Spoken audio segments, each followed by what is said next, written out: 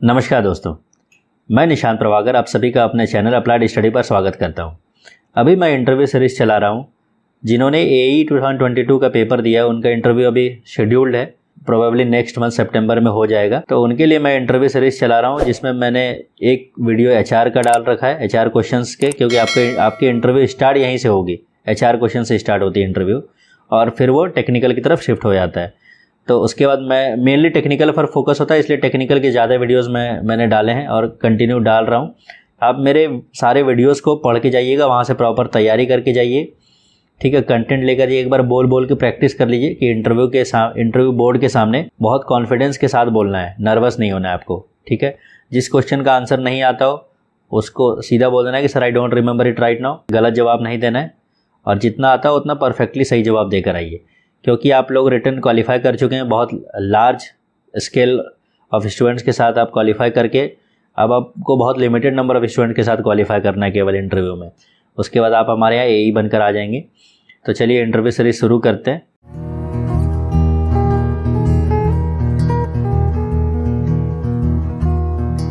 अभी मैं power system का चला रहा हूँ, जिसमें कुछ UPPCL से रिलेटेड स्पेसिफिक क्वेश्चंस भी मैंने डाल रखे हैं। तो सबसे पहला क्वेश्चन है, what do you mean by AT&C losses? Aggregate technical and commercial losses. नाम में ही छुपा हुआ है कि टेक्निकल लॉस और कमर्शियल लॉस दोनों के एग्रीगेट से जो भी लॉसेस हो रहे हैं वो AT&C लॉस है। इसका एग्जैक्ट डेफिनेशन आप देखिए कि difference between the energy input units, कितनी एनर्जी सिस्टम में एज ए इनपुट आई, कितनी एनर्जी यूनिट्स की पेमेंट कलेक्ट की गई, ठीक है, मतलब बिलिंग एफिशिएंसी कितनी आई, ठीक है।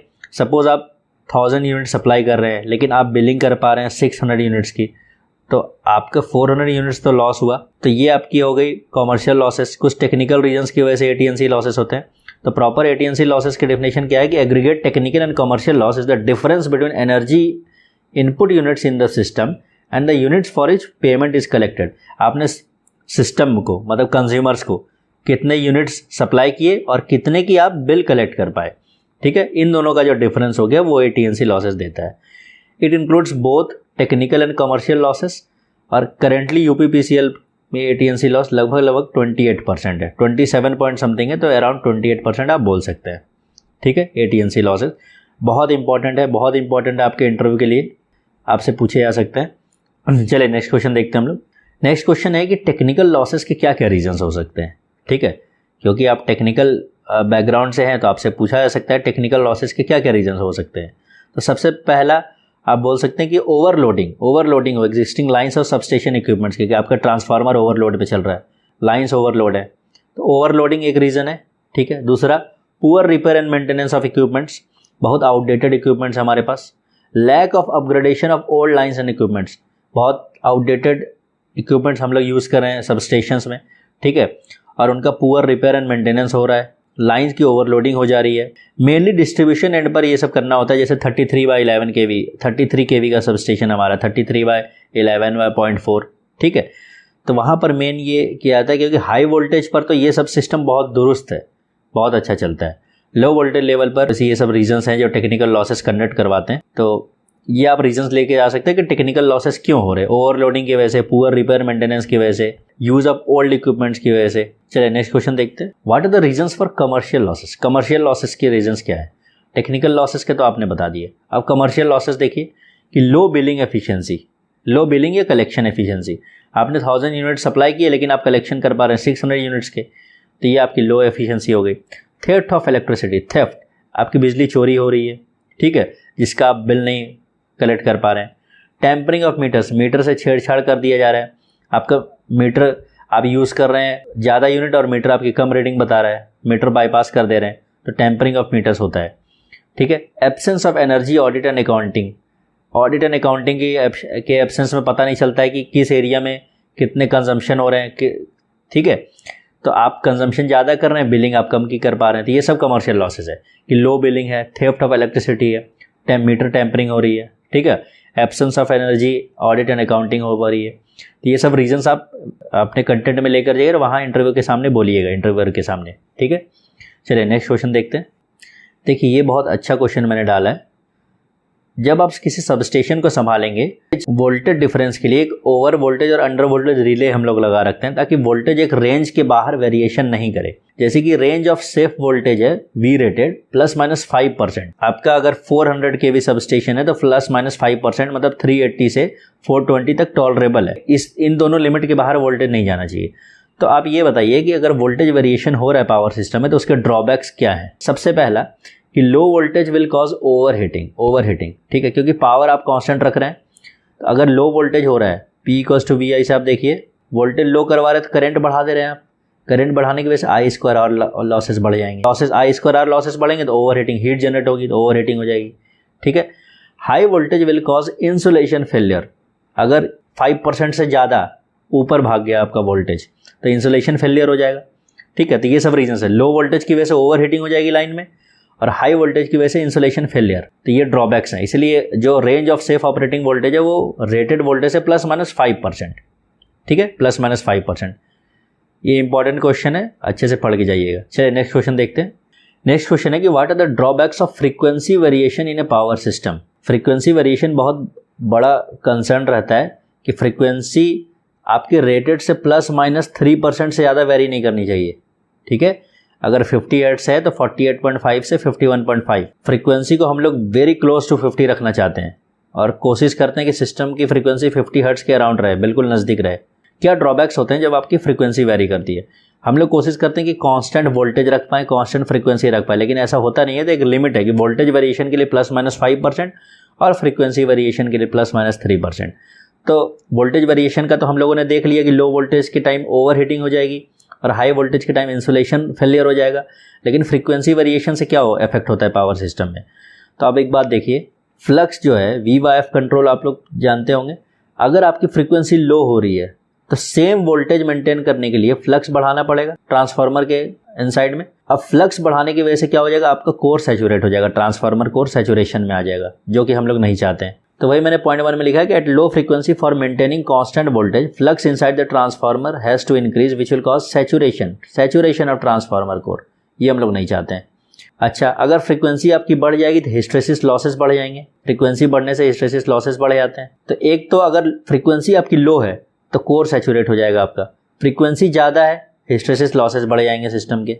Speeds of electrical motors are frequency dependent. जो भी आपके इंडस्ट्री में जो इलेक्ट्रिकल मोटर्स चल रहे हैं वो फ्रीक्वेंसी डिपेंडेंट होते हैं उसकी स्पीड, तो उनकी परफॉर्मेंस अफेक्टेड हो जाएगी। इसलिए हम चाहते हैं फ्रीक्वेंसी वेरी ना करे। तो प्रैक्टिकल फ्रीक्वेंसी रेंज क्या है? Rated frequency ±3%। ध्यान रखिएगा इस बात को, ±3%। जैसे वोल्टेज के केस में ±5% है, फ्रीक्वेंसी के केस में रेटेड ±3%। तो ड्रॉबैक्स ऑफ वोल्टेज वेरिएशन और ड्रॉबैक्स ऑफ फ्रीक्वेंसी वेरिएशन आप लोग अच्छे से पढ़ के जाइएगा। चलिए नेक्स्ट क्वेश्चन देखते हैं। अब आप लोग एक बात बताइए कि ट्रांसमिशन लाइंस आपके सबस्टेशन से निकल रही हैं, लंबी लंबी लाइनें जाती है, कहीं शॉर्ट लाइन्स जाएंगी, कहीं मीडियम लाइन्स जाएंगी, मीडियम लेंथ लाइन्स, और कहीं लॉन्ग लाइन्स जाएंगी।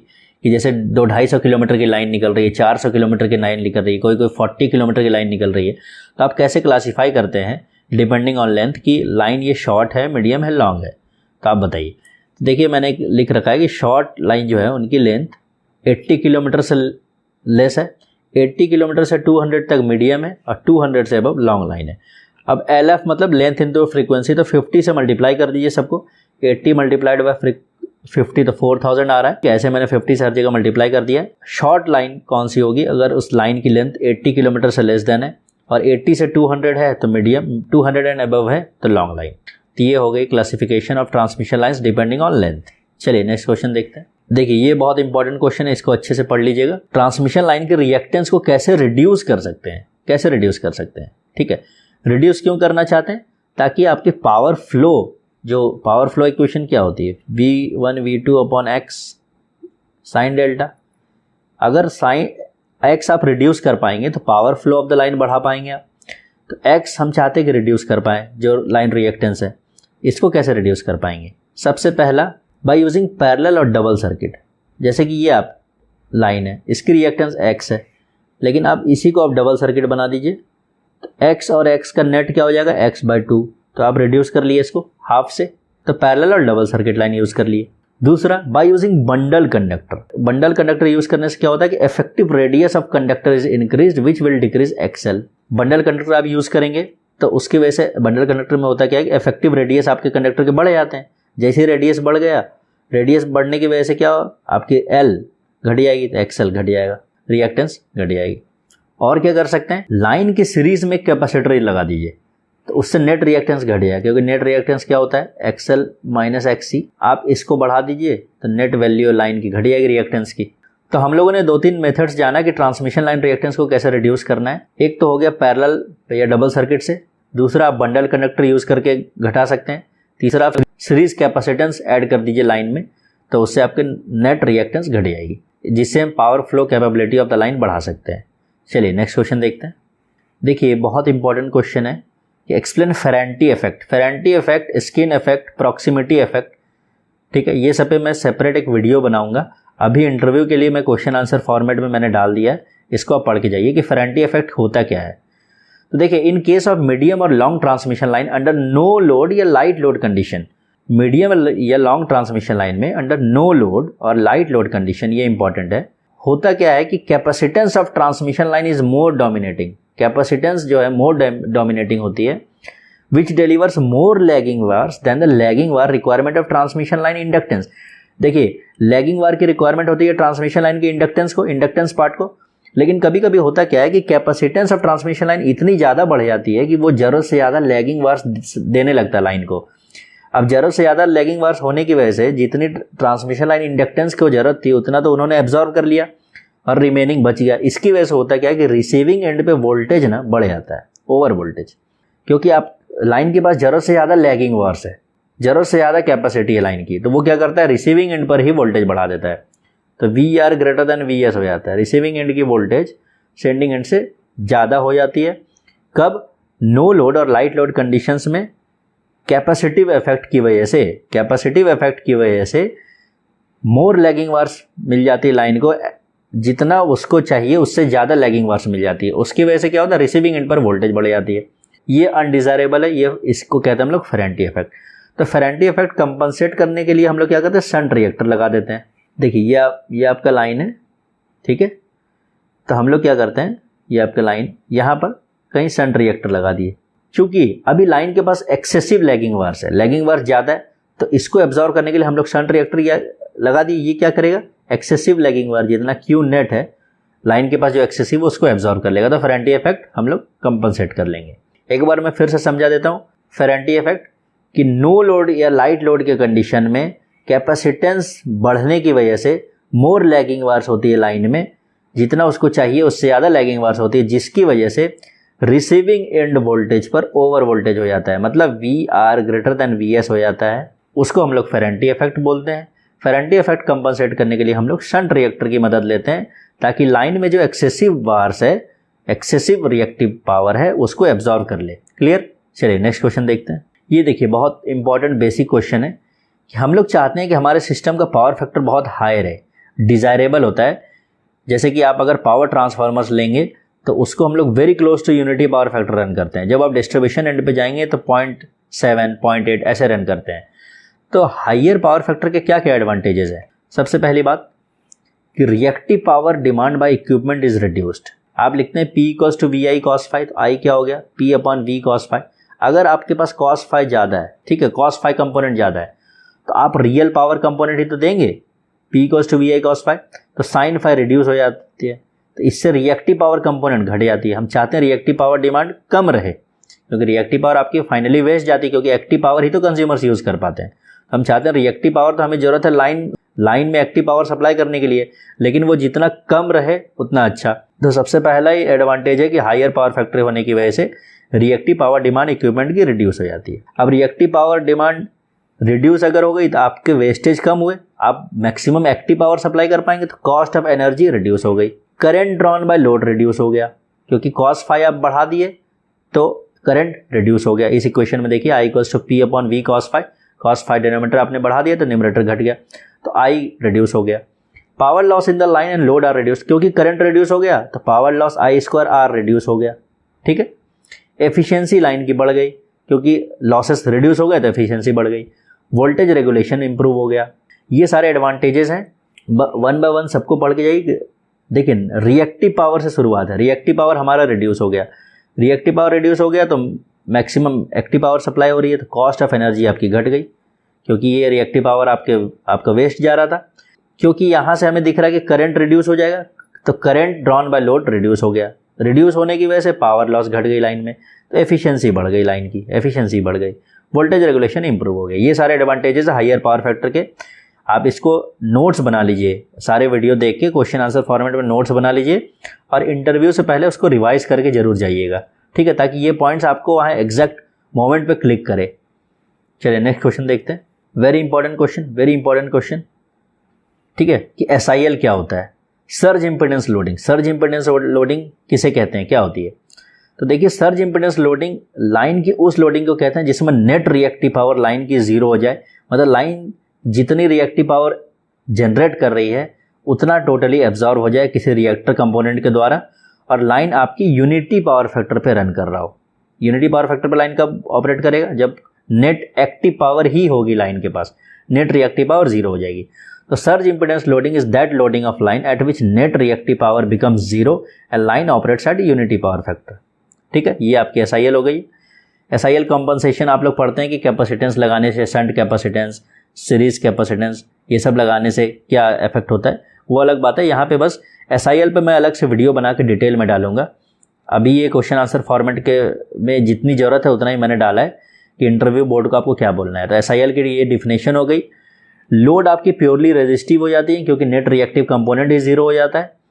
अब आप देखिए 765 kV लाइन, 400 kV लाइन और 220 kV लाइन का मैंने SIL डाल दिया है कि 765 के लिए 2250 मेगावाट, 400 के लिए 5 से 15 मेगावाट ट्विन मूव्स, ठीक है, और 220 के लिए 175 मेगावाट ट्विन जेब्रा। ये जो आप देख रहे हैं जेब्रा, मूस, बर्सिमिस, ये एनिमल्स के नाम है। एक्चुअली ये कंडक्टर्स हैं। यहाँ पर सब स्टेशन में ये सब कंडक्टर्स यूज़ किए जाते हैं। अगर 765 की लाइन है तो उसमें बर्सिमिस कंडक्टर यूज़ होते हैं। 400 kV की लाइन है तो मूस कंडक्टर यूज़ होंगे। 220 के लिए जेब्रा, ऐसे 132 में पैंथर। तो पैंथर, जेब्रा, मूस, बर्सिमिस, ये सब नेम्स ऑफ कंडक्टर्स है जो कि सब स्टेशन में यूज़ होते हैं, ठीक है। आप लोग डिपार्टमेंट में आइएगा तो ये और अच्छे से सीखिएगा। तो ये SIL है, कुछ कुछ वोल्टेज लेवल पे मैंने बता दिया, इसको आप लोग अच्छे से पढ़ के ध्यान से जाइए। तो ये 10 क्वेश्चंस मैंने कंप्लीट किए इस वीडियो में। आप लोग एक एक क्वेश्चन को बहुत अच्छे से पढ़िएगा, सारे के सारे इंपॉर्टेंट है, बहुत फंडामेंटल बेसिक क्वेश्चंस है और सारे इंपॉर्टेंट है। आशा करता हूँ आप सभी को ये वीडियो सीरीज पसंद आया होगा। एक्चुअली ये उन डेडिकेटेड ऑडियंस के लिए जो UPPCL AE की स्पेसिफिकली प्रिपरेशन कर रहे हैं या रिटन एग्जाम क्वालिफाई कर चुके हैं, वो इंटरव्यू सीरीज़ को देखें। हर साल बैच आता है, तो ये इंटरव्यू सीरीज़ आप हर साल एक्सेस कर सकते हैं। इसको आप अच्छे से पढ़िए और इंटरव्यू बोर्ड के सामने अच्छे से इंटरव्यू दीजिए और सिलेक्शन लेकर आइए। चलिए, ऑल द बेस्ट। मिलते हैं फिर अगले वीडियो में, तब तक के लिए जय हिंद।